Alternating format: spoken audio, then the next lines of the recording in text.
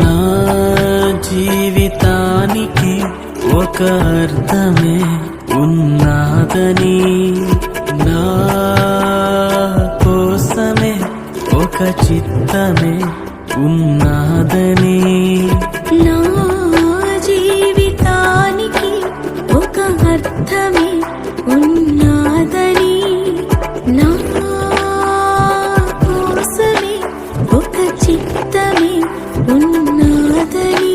దేవా నీ ప్రేమకు ప్రతిరూపం